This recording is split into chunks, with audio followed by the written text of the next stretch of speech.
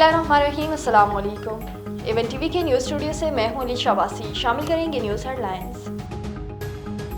Civilians के फौजी अदालतों में ट्रायल केस की इंट्रा कोर्ट अपीलों पर समाअत। इमरजेंसी के दौरान अदालतों के जरिए बुनियादी हुकूक पर अमल दरामद नहीं हो सकता। जस्टिस मोहम्मद अली मजहर के रिमार्क्स। जस्टिस मुसर्रर हलाली ने कहा कि मौजूदा केस में बुनियादी हुकूक मुअत्तल नहीं थे, इमरजेंसी भी नाफिज नहीं थी। जस्टिस अमीनुद्दीन के रिमार्क्स। बोले, बुनियादी हुकूक का अदालतों में दिफा हो सकता है।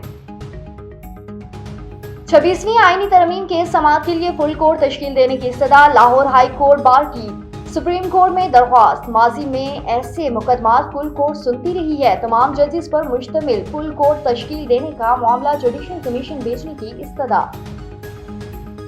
बानी पीटीआई की रिहाई के लिए दबाव है, ना ही कोई ऑफर की गई। राना सनाउल्लाह की प्रेस कॉन्फ्रेंस। कहा, लगता है तहरीक इंसाफ तहरीरी मुतालबात नहीं देगी, इसमें और अदारों से भी लड़ रही हैं। उनके सोशल मीडिया ने उनका अपना फट्टा बटा दिया। और सऊदी अरब मदीना मुनव्वरा में साल 2025 की पहली बारिश के बाद मदीना मुनव्वरा का मौसम सर्द हो गया। मदीना मुनव्वरा में इन दिनों बहुत सर्दी पड़ रही है। बारिश के बाद मदीना मुनव्वरा का मौसम खुशगवार हो गया। मदीना मुनव्वरा में शदीद बारिश और इसके आसपास के इलाके ज़ेर-ए-आब आ गए।